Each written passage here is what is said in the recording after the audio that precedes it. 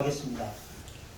찬송과 영광을 받으시기 합당하신 우리 하나님, 오늘도 저희를 이 복되고 아름다운 자리로 초청하실 뿐만 아니라 친히 이끌어 주셔서 참여할 수 있는 은총을 주신 것 감사합니다. 오늘도 공간복음 그 내용을 가지고 함께 공부할 때에 주의 성령이 우리 가운데 임재하셔서 깨닫게 하시고 알아듣게 하여 주시옵소서. 오늘도 주님의 은혜를 간구하오며 예수님의 이름으로 기도드립니다. 아멘.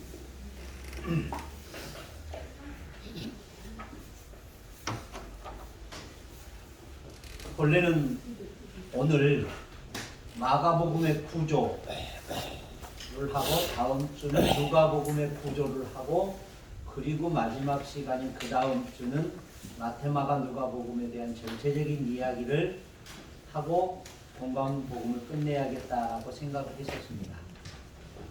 본래 생각은. 그런데 어저께 학장님하고 문자 교환을 하면서 지난주에 여러분들과 대화했던 내용을 문자로 알려드렸습니다. 그러면서 본관복음을 한 학기 더 하면서 마가복음과 누가복음도 마태복음처럼 좀 깊이 있는 내용을 다루었으면 하는데 학교 커리큘럼상에 지장이 없다면 그렇게 해도 되겠느냐라고 물었습니다. 그랬더니 그렇게 해도 된답니다. 아멘. 그래서 급히 오늘 교육의 방향을 바꾸었습니다.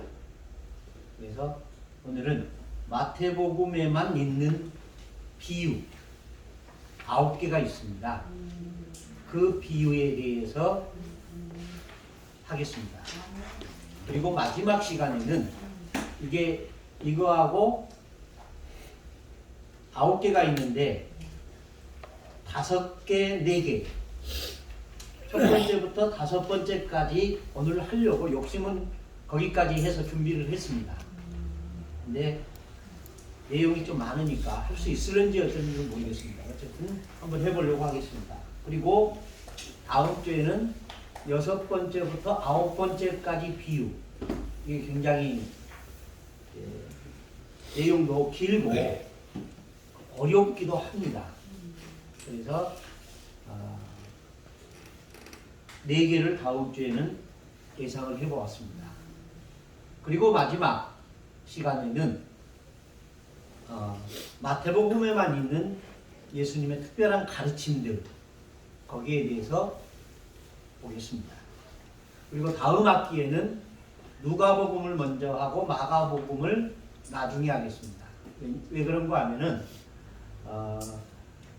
복음서가 기록된 순서에 따라서 마태복음, 누가복음, 마가복음, 그리고 요한복음 이런 순서로 되어 있으니까 그래서 누가복음을 먼저 하고 마가복음을 나중에 하겠습니다. 마가복음 이야기할 때로 한번 이야기하겠습니다만 마가복음의 저작 연대를 마태나 누가복음 저작 연대보다 앞섰다고 해석하시는 분들도 없지 않아 있습니다. 꽤 그런 분들도 많습니다. 왜 그런가 하면 마태, 마가, 누가복음 가운데 분량이 가장 적은 게 마가복음입니다. 그러니까 뭐든지 처음에 거는 가장 적습니다. 그리고 거기에다가 해석하거나 덧붙이고 싶어서 모든 것들이 분량이 불어납니다. 그래서 분량이 적은 것을 보면 마가복음이 원복음이 아니냐 하고 주장을 합니다. 그런데 그런 외형적인 내용보다는 마가복음의 내용을 보면 마태나 누가복음보다 나중에 기록되었을 것이다 라고 추정하는 것이 더 합리적인 추정 방법이다 라고 제가 이 공간복음을 시작하면서 말씀을 드렸습니다. 혹시 기억나십니까? 그 합리적인 이유가 뭐냐면 마태나 누가복음에 나타난 예수님의 고난에 관한 기록보다 마가복음에 나타나는 고난의 기록이 비율상 많더라라는 겁니다. 그것은 70년대, 주 70년대, 그러니까 마태나 누가복음이 기록된 다음에 크리스천들에게 너희도 이렇게 고난을 받을 것이다. 너희가 이렇게 고난 중에 있다. 그러니 이 고난을 이상한 것으로 여기지 마라. 위로하면서 재편집하고 정리했던 것이 마가복음일 것이다 라는 겁니다. 그래서 저는 분량적인 면에서 적기 때문에 먼저 기록됐다라는 그런 논리보다는 내용상 보니까 마가복음이 네로 황제 이후에 고난당하는 크리스천들에게 위로와 격려를 주기 위해서 보낸 것일 것이다 라는 그런 합리적인 추측, 거기에 비중을 둬서 마태복음, 누가복음, 마가복음 이 순서로 기록될 것이다 라는, 기록되었을 것이다 라는 데 한 표를 주면서 그래서 마가복음을 누가복음 이후에 하겠다라는 겁니다. 이해되시죠? 네. 오늘 그 마태복음의 정리하는 것 가운데 마태복음에만 나타난 비유 연구, 마태복음에만 기록된 비유들이 있다. 그것은 총 9개로 다음과 같다. 첫 번째는 알곡과 가라지의 비유, 마태복음 13장 24절에서 30절. 두 번째는 감추인 보화의 비유, 마태복음 13장 44절. 값진 진주의 비유, 13장 45절에서 46절의 내용. 그물의 비유, 47절에서 50절. 그러니까 마태복음 13장에 나타난 비유들 가운데 4개가 마태복음에만 기록된 비유다 라는 겁니다. 그리고 그 비유들의 내용이 짧습니다. 알곡과 가라지 비유는 7절, 감추인 보화의 비유는 1절, 진주의 비유는 2절, 그물의 비유는 4절. 근데 무자비한 종의 비유, 이건 몇 절입니까? 15절입니다. 포도원 품꾼의 비유 16절, 혼인잔치의 비유 14절, 열처녀 비유 13절, 양과 염소의 비유 16절. 분량이 많습니다. 그러니까 이 마태복음 13장에 나타난 4가지의 마태복음에만 있는 비유들은 짧지만 이 내용들이 서로 내용이 연결되거나 의미하는 바가 있다라는 것을, 공통적인 뭔가 있다라는 것을 암시한다라는 겁니다.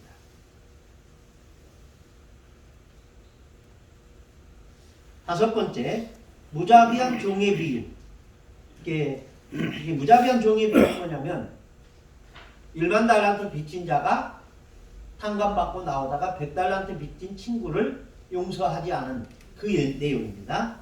포도원 품꾼의 비유, 혼인잔치의 비유, 열처녀의 비유, 그리고 양과 염소의 비유.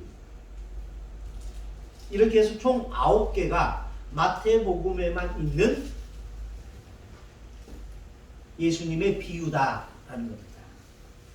자, 예수님의 가르침은 아포리즘과 비유로 구분될 수 있다. 아포리즘은 짤막한 경고로 이루어진 것인데, 예를 들면 누가복음 6장 31절에 남에게 대접을 받고 싶은 대로 남을 대접하라와 같은 형식의 가르침이다. 우리로 본다면 뭐가 같을까요? 사자성어 또는 속담 이런 것과 비슷합니다. 이런 걸 가리켜 아포리즘이라고 한다라는 겁니다. 그런가 하면 비유는 한편의 이야기 형식을 갖추고 있다. 아포리즘은 인간의 삶의 내면을 정확하게 꿰뚫는 가르침이라고 한다면 비유는 주로 직접적인 설명이 불가능한 하나님 나라에 관한 가르침이다. 왜 하나님 나라 또는 하늘나라, 천국은 직접적인 설명이 불가능할까? 자, 저를 보십시오. 왜 예수님이 왜 예수님은 하나님 나라 천국에 대해서는 비유로 가르쳤을까? 왜 그랬을까요? 택한 자만 들을 수 있기 때문에. 그 이유를 말씀하신 구절이 있으시잖아요.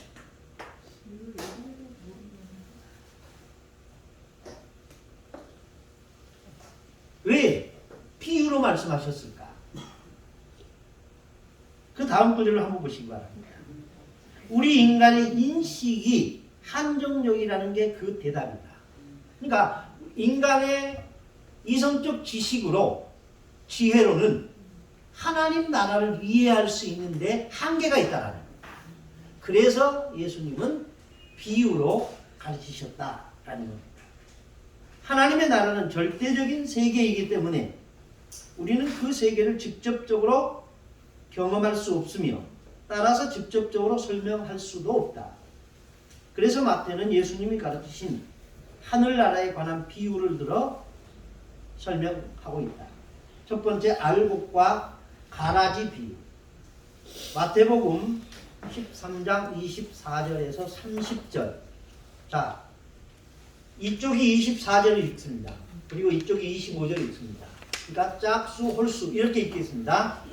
돌아가면서 시작. 예수께서 그들 앞에 또 비유를 들어 이르시되 천국은 좋은 씨를 제 밭에 뿌린 사람과 사람이 그 원수가 와서 곡식 가운데 가라지를 덧뿌리고 마땅히 싹이 나고 결실할 때 가라지도 보이거늘 집주인의 종들이 와서 말하되 주여 그때 좋은 씨를 가지 아니하였나이까 그런데 가라지가 어디서 생겼나이까 주인이 이르되 원수가 이렇게 하였구나. 종들이 말하되 그러면 우리가 가서 이것을 뽑기를 원하시나이까.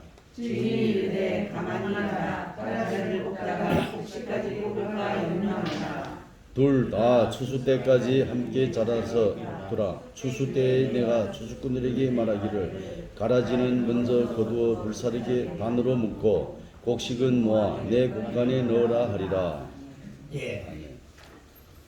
알곡과 가라지는 상대적입니다.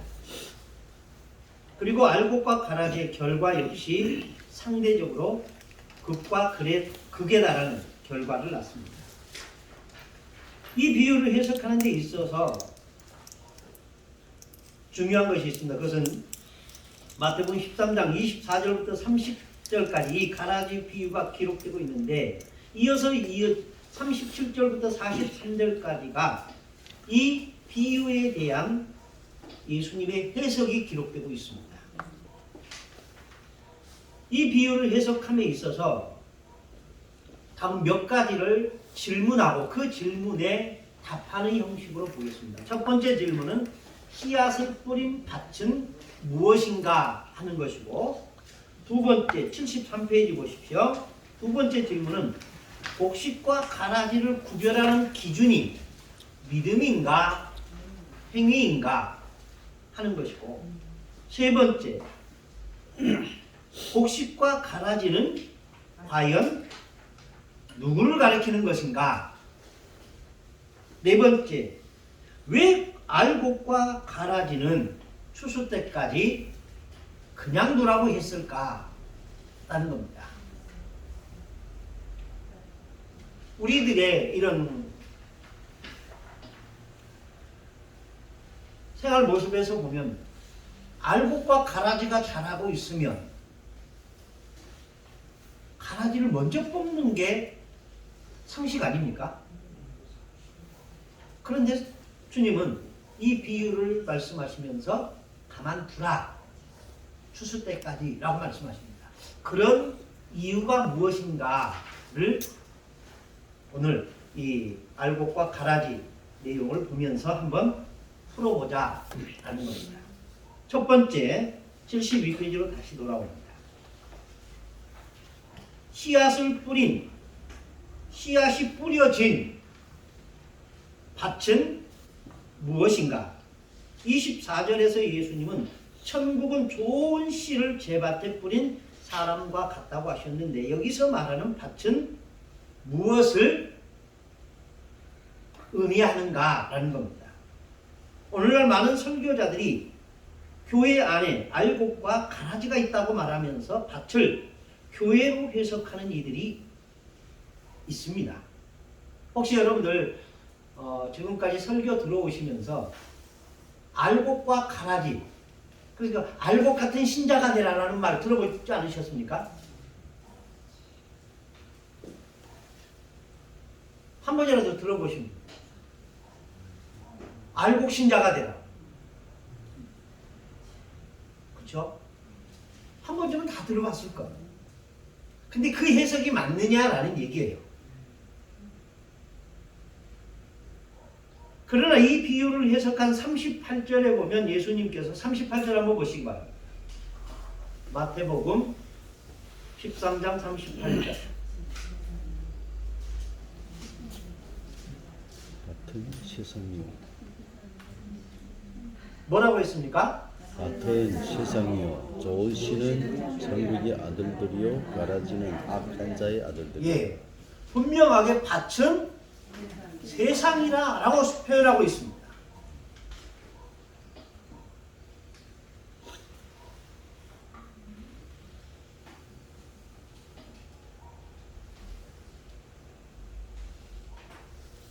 밭이 세상이라는 예수님의 해석은 예수님 당시에 세상은 대다수의 불신 세계인 유대교와 극소수의 신앙 공동체인 제자들로 구성되어 있었다. 다시 말하면 예수님을 메시아로 인정하는 자와 여전히 율법의 의를 주장하여 예수님을 배척하는 자들이 있다는 것을 근거로 하신 말씀입니다.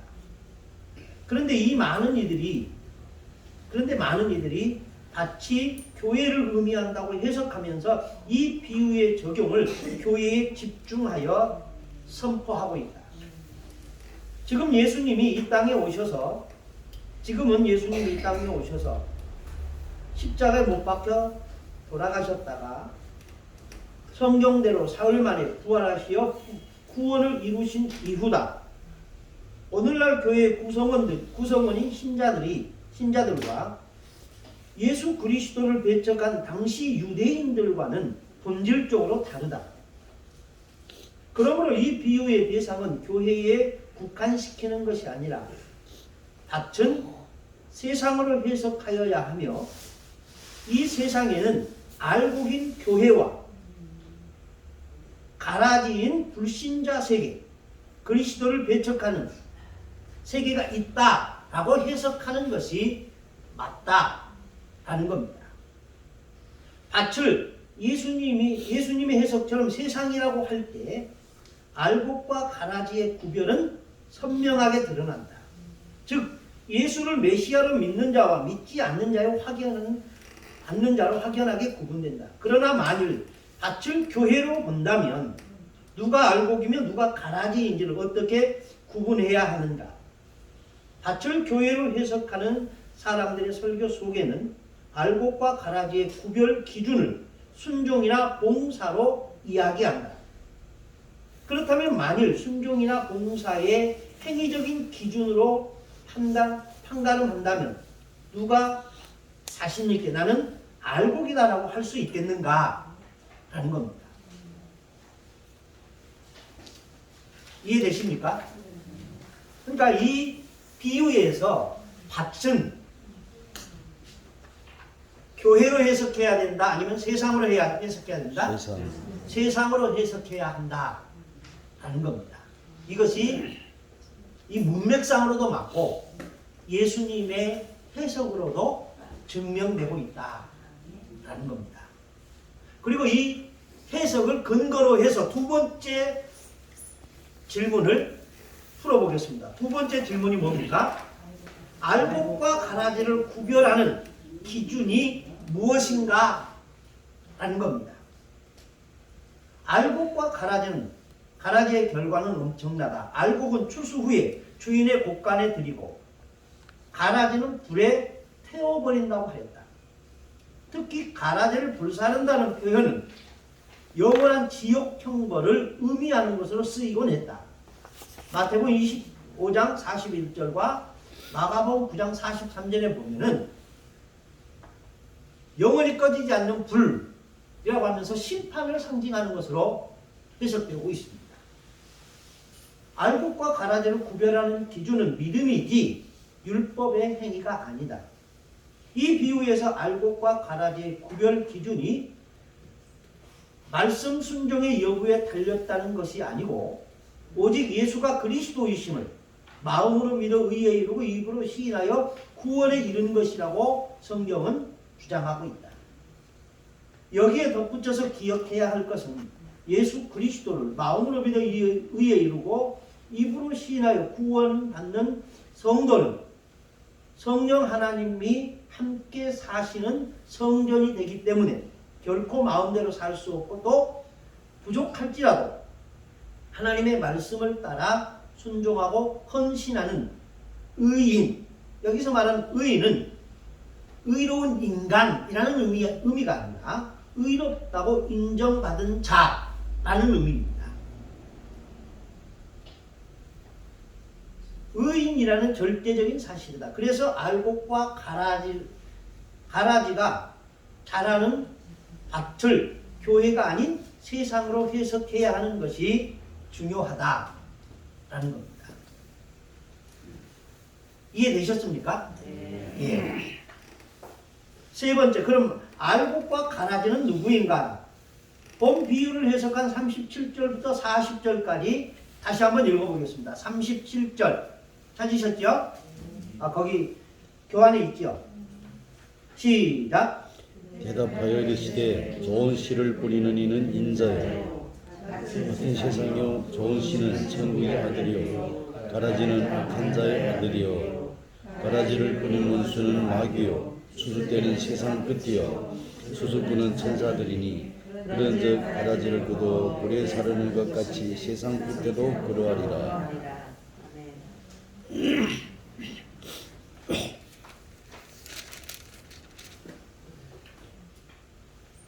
자, 거기서 보시면 좋은 씨를 뿌리는 이는 누구다? 농부는 누구다? 의인 인자요. 인자요 그렇죠? 37절에 씨를 뿌리는 자는 인자요. 근데 그 씨가 무슨 씨다? 좋은 씨다. 이사야서에 보면 이런 말이 나옵니다. 내가 산을 파고 돌을 제하고 울타리를 짓고 그 안에 포도나무를 심었다. 근데 그 포도나무가 무슨 포도나무였다? 성경대로 해보십시오. 뭐라고? 무슨 포도나무였다? 극상품 포도나무였다. 다시 말하면 이 본문대로 말한다면 무슨 씨를 뿌렸다는 겁니까? 좋은 씨를 뿌렸다. 이 좋은 씨가 뭘까요? 복음입니다. 하나님의 나라에 관한 복음입니다. 그리고 밭은 뭐다? 세상이에요. 좋은 씨는 천국의 아들들이요. 가라지는 악한 자의 아들들이요. 이 좋은 씨의 반대 개념이 나쁜 씨가 아니라 악한 씨예요. 그리고 가라지를 뿌린 자는 원수요 마귀다. 그리고 추수 때는 세상 끝이다. 그리고 추수꾼은 천사들이다.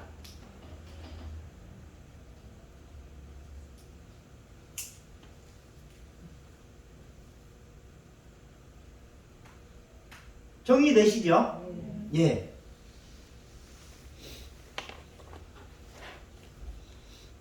가라지를 거두어 불사르는 것까지 세상 끝에도 그러하리라. 자, 예수님의 설명을 근거로 할 때 알곡은 천국의 아들들이다. 그런데 이들은 스스로 또는 다른 사람에 의하여 뿌려진 것이 아니라 누가? 인자가 어디에? 자기 밭에 뿌린 것이다. 이와 같이 알곡은 전적으로 능동적인 존재가 아니라 수동적인 존재다. 심지어 이들은 성장함에 있어서도 주인과 종들의 수고의 결과로 성장하고 결실하게 된다. 그러니까 이 말은 무슨 말이냐면은 이 알곡이 스스로 자란 게 아니라는 겁니다. 스스로 뿌려진 것도 아니라는 겁니다. 스스로 뿌려진 게 아니라 뿌림 당한 존재들이고 스스로 자란 게 아니라 자랄 수 있도록 모든 것이 다른 사람에 의해서 된 것이다. 그러니까 이거는 이 말의 문맥은 하나님의 자녀는 너희의 행위나 순종으로 되는 것이 아니다라는 의미를 내포하고 있다라는 겁니다. 이해되시죠? 그러므로 인자가 자기 밭에 뿌린 천국의 아들들은 오직 예수 그리스도를 마음으로 믿어 의에 이르고 입으로 시인하여 구원에 이른 자들, 즉 하나님의 영원한 선택으로 구원받은 자들을 의미한다. 알곡이 되는 길은 오직 한 길, 하나님의 은혜를 입어 의롭다고 인정함을 받는 길밖에는 없다. 그리고 알곡과 반대되는 가라지, 악한 자의 아들들은 어느 때인지는 모르나 원수인 마귀가 와서 자기 밭도 아닌 하나님의 밭에 뿌려놓은 것이라고 했다. 이들은 두말할 것도 없이 예수 그리스도를 믿지 않는 세상 사람들을 가리킨다. 그러니까 알곡과 가라지는 누구다? 알곡은 하나님의 아들들, 가라지는 세상. 마귀의 자녀들이라는 겁니다. 네 번째, 왜 알곡과 가라지가 함께 자라는가? 29절을 한번 보겠습니다. 시작. 주인이 가로되 그만두어라. 가라지를 뽑다가 곡식까지 뽑힐까 염려하노라. 예. 알곡으로 비유된 이들은 하나님의 은혜를 입어 구원받은 성도를 가리키고, 가라지로 비유된 악한 자의 아들들은 하나님의 은혜를 입지 못한 멸망받을 자들을 가리킨다. 그러나 이 세상에 두 상대가 함께 공존하며 그리고 이들은 함께 공존하게 되는 이유는 구체적으로 몇 가지를 들 수 있다. 첫째, 알곡이 다칠 수 있기 때문이라고 하셨다. 예수님께서는 알곡과 가라지를 분별하여 뽑는 과정에 있어서 알곡과 가라지를 잘못 식별하여, 하자가 빠졌네요. 식별하여 알곡을 뽑을 수 있기 때문에 뽑지 말라고 한 것이다. 이것은 29절의 말씀을 그대로 말하는 겁니다. 두 번째, 심판은 주님이 자신의 때에 하기 때문이다. 자, 그렇다면 심판이라는 말은 왜 나왔을까요? 여기에서 심판은.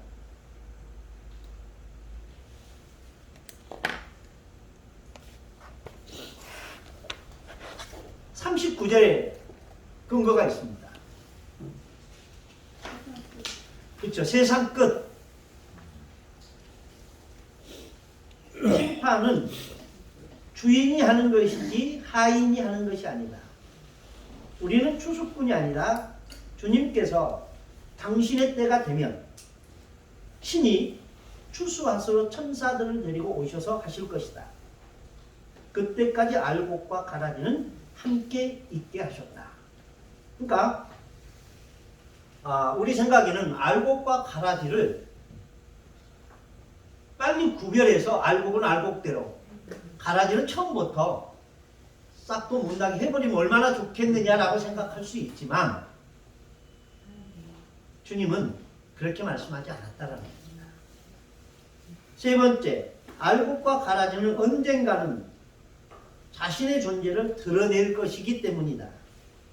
악한 자는 처음 시작이나 과정은 선한 자와 어느 정도 비슷할 수 있을지는 모르나 결국에는 마각을 드러내고야 만다.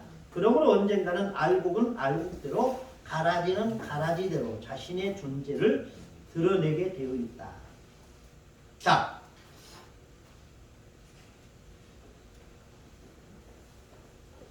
농사 지어보셨죠? 예. 처음 씨앗을 뿌려서 씨앗이 싹이 텄을 때는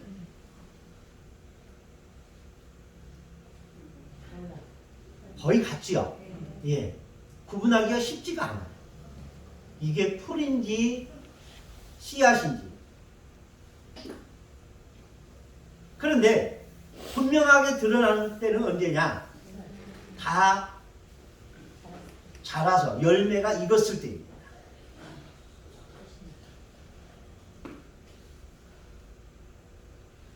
여러분, 과일 나무들 한번 보십시오.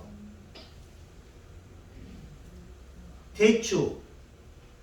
처음에 열렸을 때는 대추 알과 대추잎이 색깔이 어때요? 같습니다.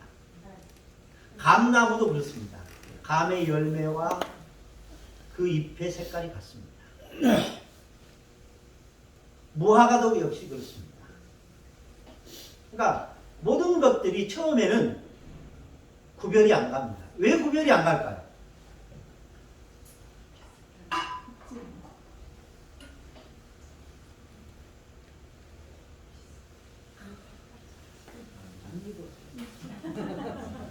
왜 안 익었을 때는 색깔이 그 나무 잎과 같을까요?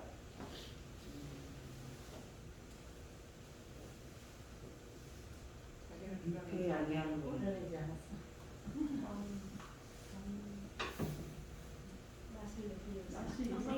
이파리에 나무를 넣어야 되기 때문에 익어가는 과정.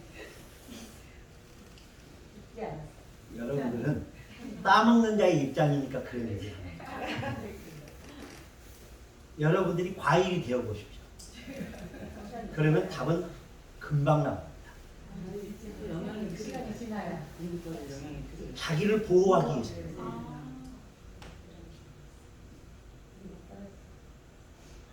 막 열렸을 때부터 감이 노랗게 열려보세요.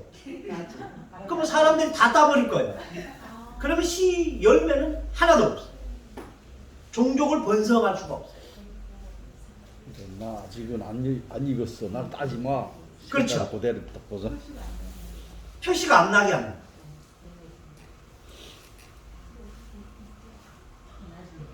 저희 어려서 이렇게 과일설이라는 게 있습니다.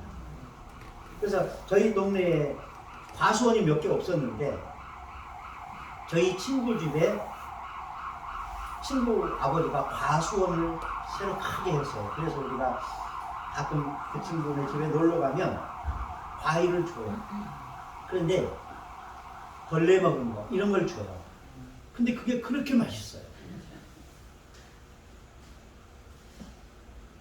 그런데 우리는 그걸 모르고 벌레 먹은 거 말고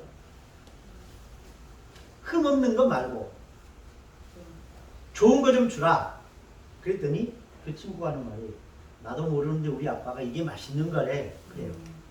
그래서 우리는 속으로 섭섭했어요. 이거 버릴 거 우리 주는 거 아니냐. 그런데 벌레가 먹는 게 진짜 맛있는 거예요.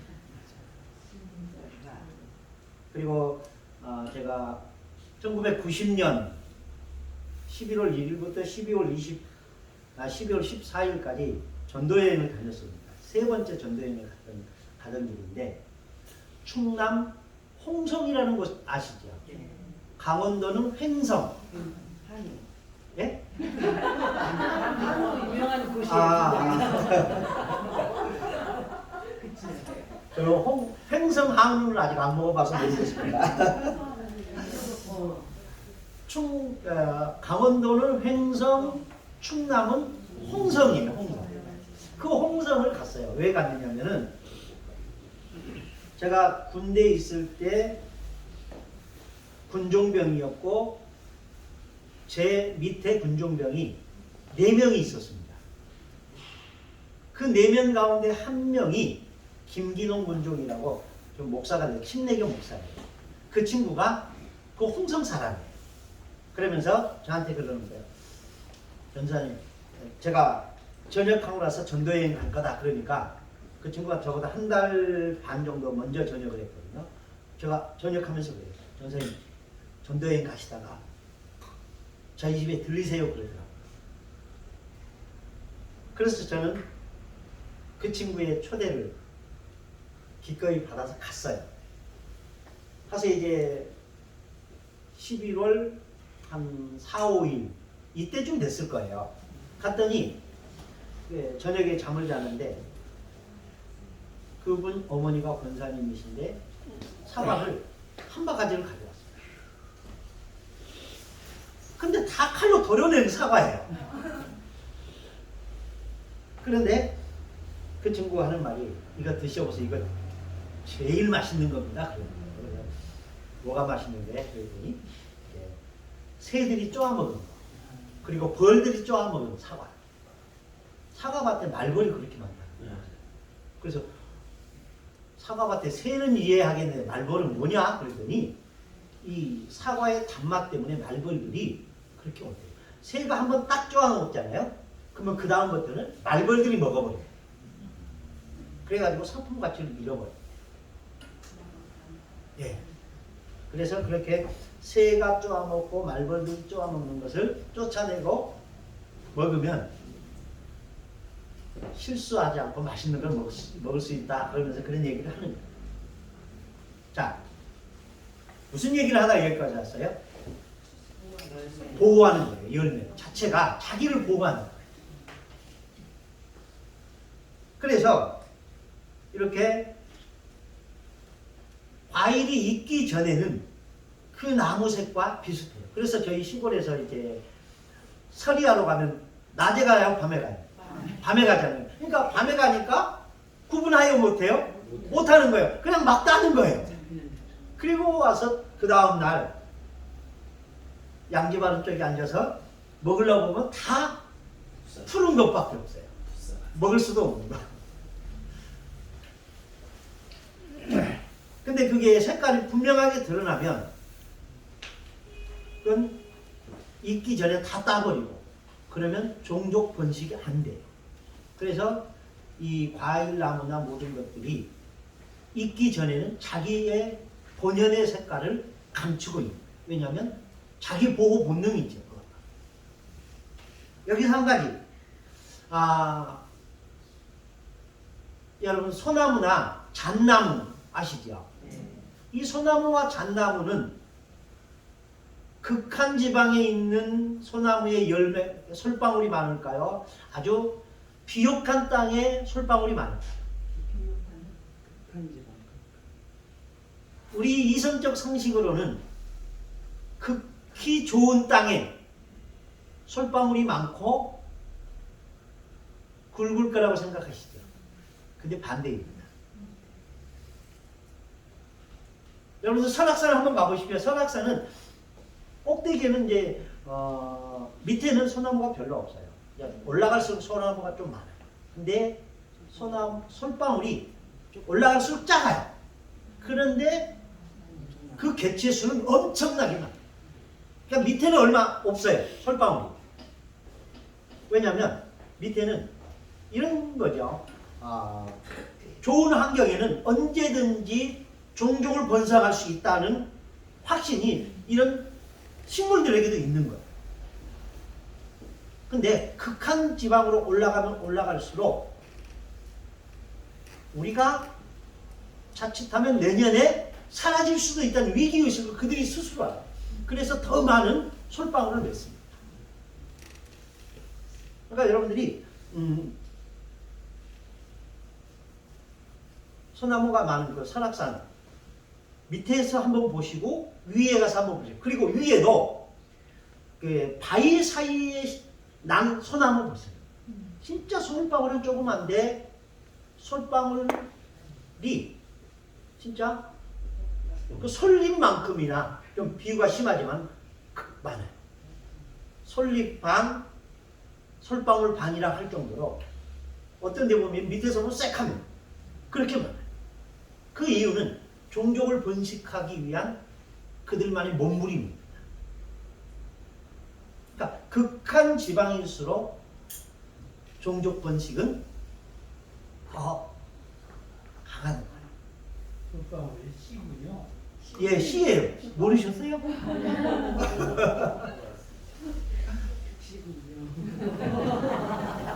대한민국 솔방울 열심히 따왔네. 솔방울 씨라는 거 60이 알았다. 아 그리고 옆에 네, 그 농원이 있는데 예, 내가 이제 자두나무하고 복숭아나무가 있는데 네. 그게 매일 벌레를 먹어요.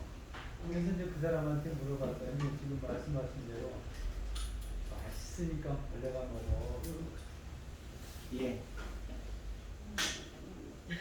그리고 또한 우리 집에 단나무가 있는데 네, 대봉이 있는데 네.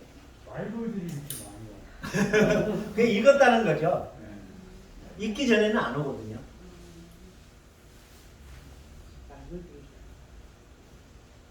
그러니까 알곡과 가라지는 언젠가는 본연의 색채를 드러내게 된다. 그 색채가 드러날 때까지 주님은 참으시는 거예요.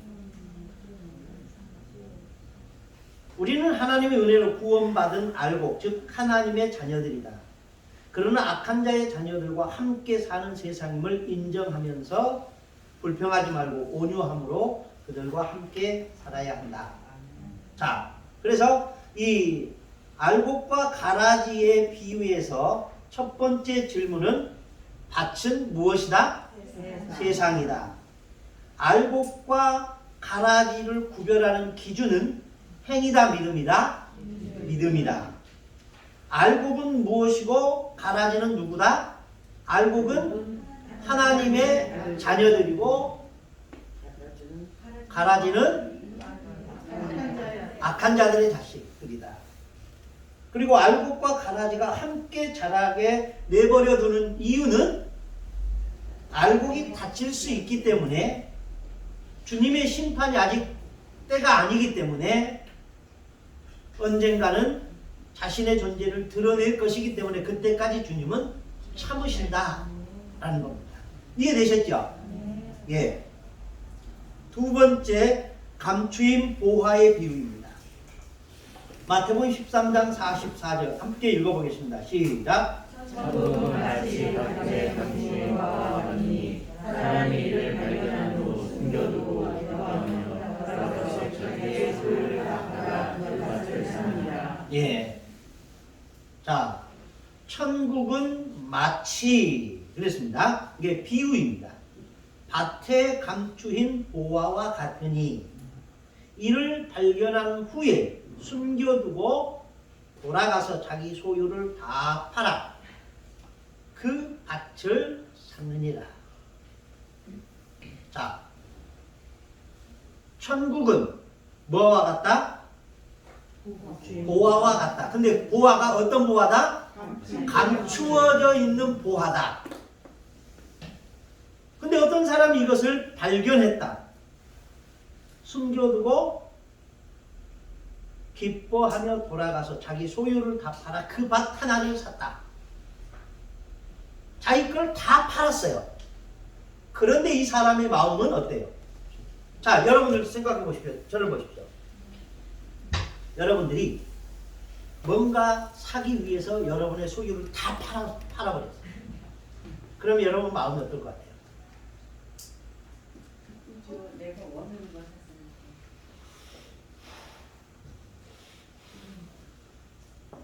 자기가 원하는 것을 사기 위해서 팔았을 때는 기뻐요. 근데 자기가 원하는 것이 아니었을 때는 슬프겠죠. 근데 이 사람은 기뻐했다고 했어요. 이 비유에 대해서 한번 보겠습니다. 하늘나라, 천국은 밭에 묻혀 있는 보물에 비길 수 있다. 이 보물을 찾아낸 사람은 그것을 다시 묻어두고 기뻐하여 돌아가서 그것을 다 팔아, 있는 것을 다 팔아 그 밭을 샀다. 이것이 공동 번역의 내용입니다. 당연히 하늘에 있어야 할 하늘나라가 밭에 묻혀 있다는 것은 무슨 뜻일까? 우선 간단한 대답을 찾아보면 하늘나라는 그냥 눈에 확 띄게 되어 있는 것이 아니다라는 겁니다. 무슨 말인지 아시겠죠? 하늘나라는, 천국은 존재하기는 해요. 그런데 모든 사람이 발견할 수 있도록 드러나 있는 것은 아니다. 그러니까 천국은 어떻게 되어 있다? 감추어져 있다라는 겁니다. 이 비유는 이 보물이 어떻게 발견되었는지에 관해서는 설명하지 않는다. 자,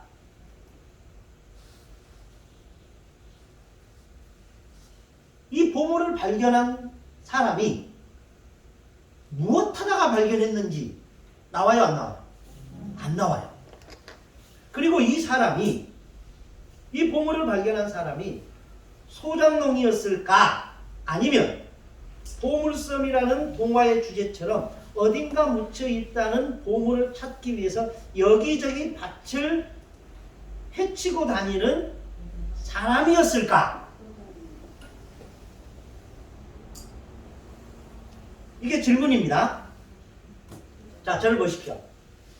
이 밭에 감춘 보화를 찾은 이 사람은 그 밭에서 농사짓던 소장농이었을까? 아니면 보물섬이라는 그 동화의 주제처럼 그 보물을 찾아다니기 위해서 밭의 여기저기를 쑤셔보고 다니던 사람이었을까라는 질문입니다.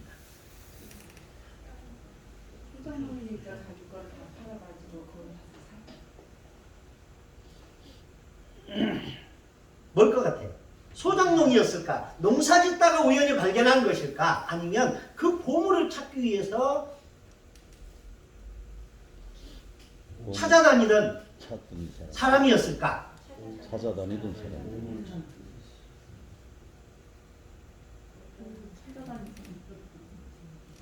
소장농이었을 것이다.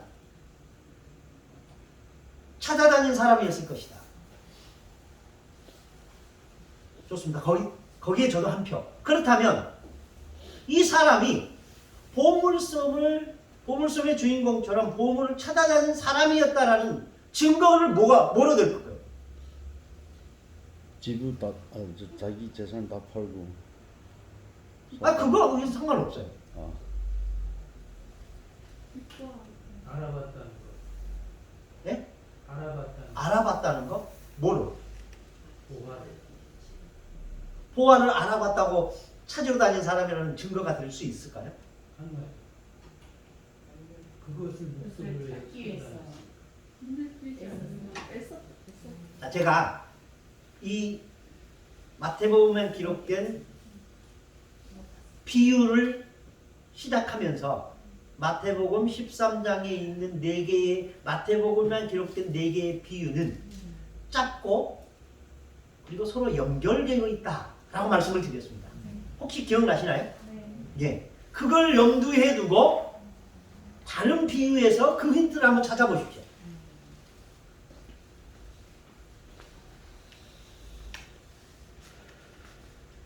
이 비유에서 그 힌트는 분명 없어요. 그러면 다음 비유. 진주를 찾아다니는 장사꾼의 비유에서 그 힌트를 찾아보라는 겁니다. 이 사람이 소장농이 아니라 보물을 찾아다니는 사람이라는 힌트가 거기에 있다라는 얘기예요. 여기 45절에 보면 뭐라고? 좋은 진주를 구하는 장사와 같은 그렇습니다. 구하는 예. 그러니까 이 밭에 감춘 보화를 찾아낸 이 사람은 저는 소장농이 아니라 보물을 찾아다니는 뭐라 해야 될까요? 장사꾼이 아니고 보물을 찾아다니는 옛날에는 해줬는데 그 사람은 그럼 뭐라 해야 돼요? 보물을 찾아다니는 사람, 보물 찾기. 보물 찾는 사람이었다는 것입니다. 저는 거기에 한 표를 둔다라는 겁니다. 그러니까 이 보물을 발견한 사람은 소장농이었을 것이다. 아니면 보물을 찾아다니는 사람이었을 것이다. 다니는 사람. 다니는 사람이었을 것이다. 그러니까 성경을 해석하는 방법이에요. 무슨 말인지 아시겠죠? 두 번, 그 다음 보겠습니다. 본문 자체만으로는 보물을 찾는 사람이 누구인지 우리가 정확히 알 수는 없지만 다음 비유에서 진주 장사꾼의 비유와 연결하여 본다면 이 사람도 보물을 찾기 위하여 애쓴 사람이 아니었을까 한다라는 겁니다. 왜 아니었을까 한다 하고 의문형으로 맞췄을까요? 이 본문에서는 찾을 그렇죠. 본문에서는 구체적으로 그 얘기를 하고 있지 않기 때문에 이렇게 유추해서 합리적인 유추 방법을 써본다라는 겁니다. 근데 그 방법이 틀린 방법은 아니랍니다. 숨어있는 하나님의 나라는 아무의 눈에나 뜨이는 게 아니라 보물을 찾으려고 애쓰는 사람처럼 그것을 추구하는 사람에게만 뜨인다고 볼 수 있기 때문이다. 이해되시죠? 예. 이 보물을 발견한 사람은 그것을 다시 묻어두고 집에 돌아가 자기 재산을 모두 팔아 그 밭을 샀다고 한다. 자, 여기서 질문 하나. 보물을 발견했다면 원래 밭주인에게 돌려두든지 아니면 서로 나누어 가져야 하는 게 옳은 행동처럼 보이는데 이 사람은 주인에게 보물을 이야기를 하지 않고 그 밭을 사버렸다. 그렇다면 이 사람은 정직하지 못한 사람이라고 보아야 하지 않겠는가? 라는 겁니다. 자, 저를 보십시오. 이 사람이 보물을 발견했어요. 그러면 그 보물은 자기 거 아니에요. 밭주인 거죠.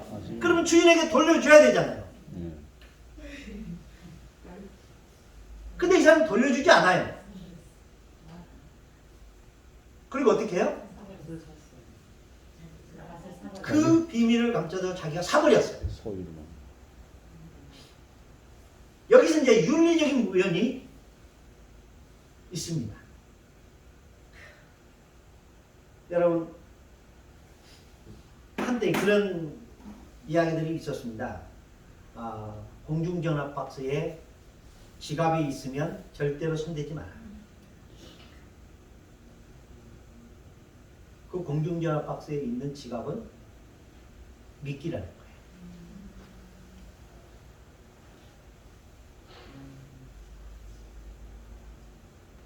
그것을 손대지 말고 가든지 전화해서 신고를 하라. 근데 그것을 만약 들고 가버렸다. 그러면 문제가 된대요. 무슨 문제가 되느냐? 그 안에 돈이 있었다라고 주인이 주장하면 내가 안 가져갔다는 것을 증명할 방법이 없는 거예요. 그래서 그것을 합의보기 위해서 내 돈을 줘야 되는 거예요. 그런 상황이 발생할 수 있다는 거예요. 주운 것도 마음대로 가져가면 안 돼요. 왠줄 아세요?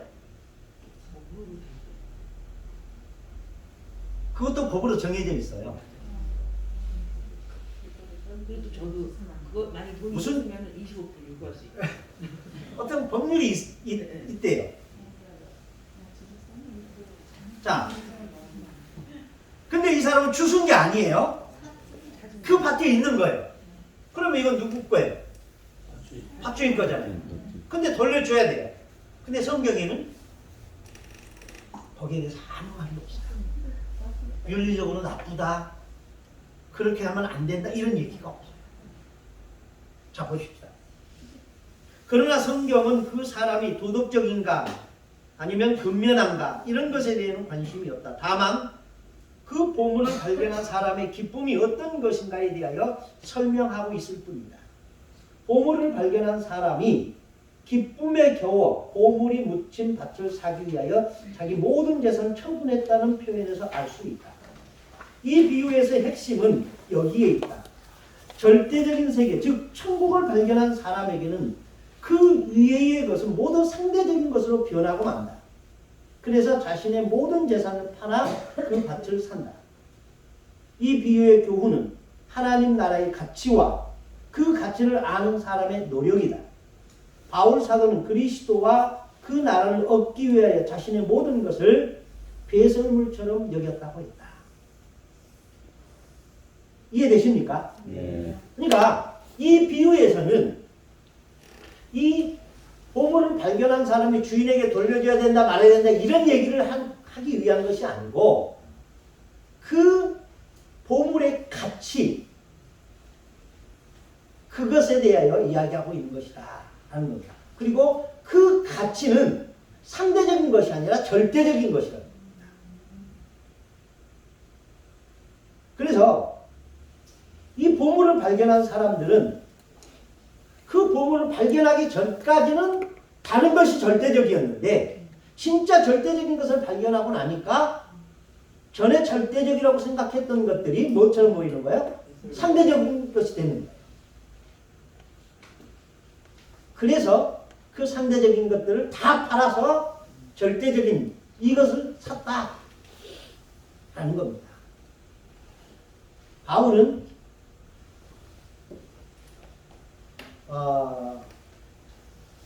사랑을 이야기하면서 우리가 지금은 거울로 보는 것처럼 희미하나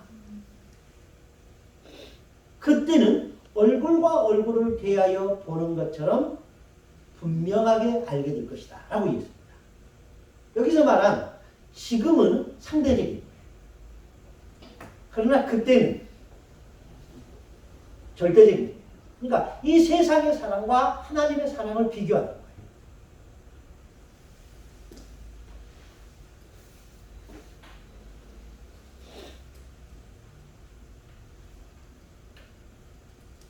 이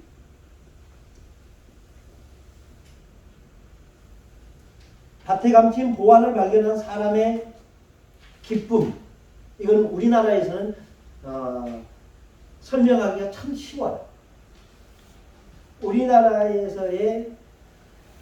사람들, 특별히 수도권에 있는 사람들에게 있어서 최고의 가치는 뭘까요? 아파트. 그래서 그 아파트 하나 얻기 위해서 자기의 모든 재산을 올인해. 그래서 그 아파트 하나 사기에 자기가 다 털었어요. 그리고 나서 슬프다 나는 아무것도 없다라고 우는 사람들 보셨어요? 아니죠. 나도 이제 드디어 아파트가 생겼다 하면서 즐거워요.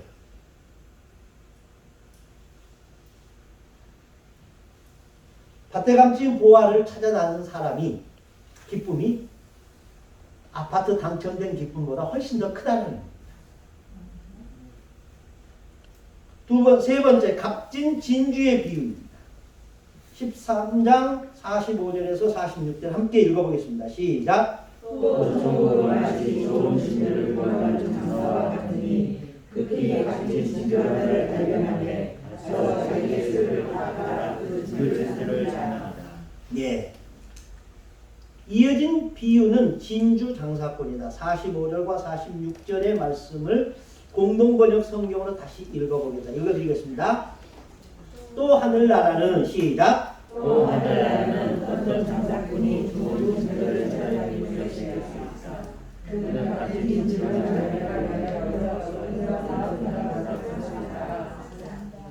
밭에 감춘 비유가 예, 밭에 감춘 비유가 땅과 농사꾼의 관계라고 한다면 값진 진주의 이야기는 진주와 장사꾼의 관계다. 이 장사꾼은 훨씬 노골적으로 좋은 진주를 찾아다녔던 사람이었다. 그는 결국 값진 진주를 발견했다. 그가 발견한 진주는 그동안 어디에 있었던 건지 다른 사람들도 그 진주를 보긴 보았겠지만 그렇게 값진 진주라는 사실을 알지 못하는 것 같다. 이 비유의 주인공인 장사꾼만 그 값비싼 진주의 가치를 알아보았다. 어떻게 그게 가능한가? 이 비유 앞에 나온 밭에 감춘 보물의 비유에서 보물이 밭에 묻혀 있었듯이 값진 진주도 역시 겉으로는 사람의 눈에 띄었겠지만 그 실체는 여전히 은폐되어 있었다. 그것이 바로 절대적인 세계, 즉 천국의 속성이다. 이해되십니까? 예. 그러니까 밭에 감추인 보화와 진주의 비유는 그 대상만 다르지 내용은 같은 것이다라는 겁니다. 그물의 비유, 이건 조금 다릅니다. 47절에서 50절까지 읽어보겠습니다. 시작. 또 천국은 마치 바다에 치고 적은 고기를 모으는 공주가 되니 그물에 가득함에 물가로 끌어내어 앉아서 또 무엇을 눈에 담고 뺏겨서 내버립니다. 세상 그대로 일어나리라. 천사들이 와서 우리 중에서 하나님을 하여 흙물에 던져버리니 거기서 올려 일을 하리라. 예.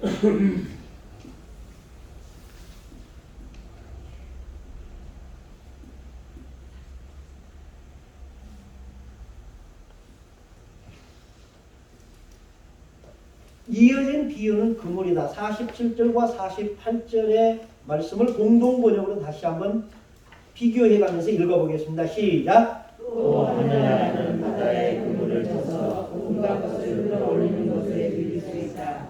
어부들은 그물이 가득하면 편에 끌어올려 누구와 같은 자서 좋은 것을 실어올리고 나쁜 것은 내버리자. 예. 어부가 던진 그물에는 어부가 원하는 고기만이 잡히는 것이 아니라 온갖 고기들이 다 잡힌다. 경우에 따라서는 잡동산이나 쓰레기까지 들어온다. 유대인들은 물고기 중에서 먹을 수 있는 것과 그렇지 못한 것을 엄격하게 구별했기 때문에 그물에 잡힌 물고기를 선별하는 작업은 매우 중요하다. 유능한 어부라고 한다면 단변에 선별하겠지만 그렇지 못한 어부라고 한다면 많은 시간이 필요했을 것이다. 성경이 규정한 먹어도 되는 정한 물고기와 먹어서는 안 되는 부정한 물고기에 관한 규례는 레위기 11장 9절에서 12절까지 있습니다. 여러분들이 집에 가서 참고하셔서 한번 읽어보시길 바랍니다. 이 비유는 앞에서 밭에 감춘 보물이나 진주를 찾아다니는 장사꾼의 이야기는 좀 달라 보입니다. 앞에 두 비유는 모든 것을 팔아 그 밭을 사거나 진주를 샀다는 것으로 끝나는데 반하여 그물 이야기는 세상 끝에 천사들이 선한 사람들 사이에 끼어있는 악한 사람들을 가려낸다는 보충 설명이 되어 있다. 자, 그러니까 이 비유는 그러니까 두 번째, 세 번째, 그러니까 밭에 감춘 보화와 진주 장사꾼의 비유는 서로 같고 내용이 서로 연결되어 있고 그리고 첫 번째 했던 알곡과 가라지 비유와 그물 비유가 연결되어 있습니다. 이해되십니까? 그러면서 그 알곡과 가라지 비유에서 세상 끝에 주님이 오실 때 그 함께 추수하기 위해서 오는 자가 누구라고 그랬습니까? 천사들이라고 그랬죠? 그리고 여기에서 본문에서도 49절에서도 세상 끝에도 이러하니 천사들이 와서 의인 중에서 악인을 갈라내리라 하고 있습니다. 의인 중에서 악인. 알곡과 가라지로 본다면 알곡 중에서 가라지를 골라낸다 라고 있습니다. 그러면 자 49절에서 의인과 악인 중에서 주체가 어디입니까? 기준이 어디입니까? 의인과 악인 중에서 의인을 골라냅니까? 악인을 골라냅니까? 악인을 골라내요. 자,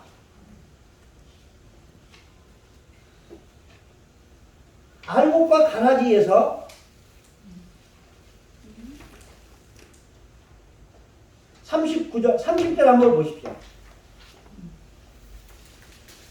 알곡을 먼저 거둡니까? 가라지를 먼저 거둡니까? 가라지를 먼저 뽑아서 불태워. 30절 가라지를 먼저 거둡니다. 무슨 말인지 아시겠죠? 그러니까 알곡과 가라지 비유와 그물의 비유는 같은 맥락이라는 겁니다. 좋은 물고기 가운데 나쁜 물고기를 해서 어떻게 한다는 거예요?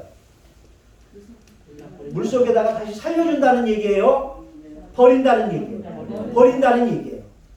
알곡과 가라지 가운데 가라지를 먼저 뽑아서 뭐 하겠다는 거예요? 불살라버리겠다는 거예요. 그러니까 이런 내용들이 같다라는 거죠.